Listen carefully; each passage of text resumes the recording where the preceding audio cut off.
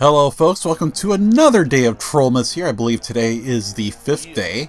And as you can see, George sent another court document to the judge, as you can see. And you're going to see why I'm already chuckling like a freaking 6th grader in just a moment. But let me start reading this. And as you can see, it's titled More Issues and Concerns, which is hilarious as the judge clearly said the 11th was the last day to submit evidence, but not for George because he's special after all. But let's read this. I'm adding some recent events to my case. The defendant, William Markland, has been calling my number, harassing me.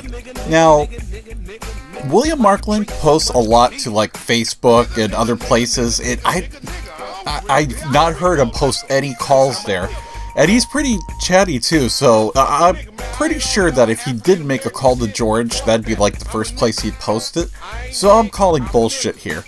And I know, I'm not going to say who it is, just, to troll with George, but I know the people who are calling him, and it's not Will Markland. Defendant Sean Brennan called my public access show on November 26th, blurting out racial slurs. As you can see, 2 capital L's in racial slurs in totally the wrong places. With racial, it's the last letter, and slurs, it's the second. It's wrong. All of it's wrong.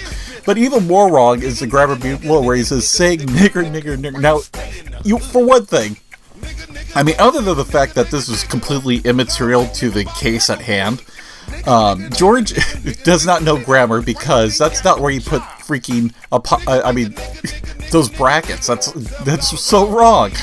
On my television call-in show, which is hilarious as there's some shows that, you're not allowed to call in at all, which is why I don't usually consider George's show to be quote-unquote a call-in show. With the intent to get me thrown off the station. No, it was to make you pissed off. If I wanted to get you thrown off the station, I would do worse shit than that. I would call up and make some sort of bull crap about you. But that'd be too easy. The intention of harassment and cyberstalking, calling a television program to cause me issues with the station. Oh my god, now here is where the lulz begins. A federal contractor was monitoring the show. Come on, George, you can do better than that. The judge is going to instantly see this and know he's full of crap. One, he's got the bankruptcy case going on right now, which I'll be talking about in just a second here, but he can't afford a proper bankruptcy lawyer, let alone a federal contractor to be on his show. Not to mention, he didn't know that, I was calling in that day, contrary to what he thinks. So, yeah, the chances that a quote-unquote federal contractor happened to be there, quote-unquote monitoring the show, when he knew it was me, that was the other thing.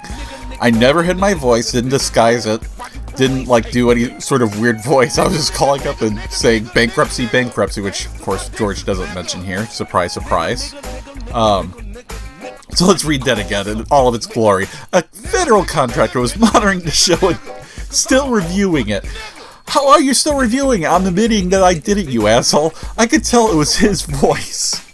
Genius.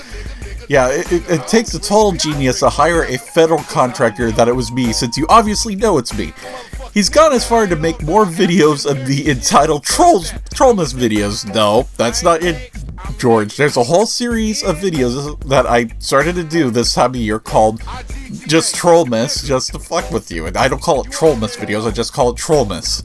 His harassment and defamation won't stop, and Google allows it by enabling his stalking activity. And notice how he doesn't put how or why that happens, he just says it happens. Once again, evidence is something that George is not very good at providing, mostly because he, shoves all of it out of his ass.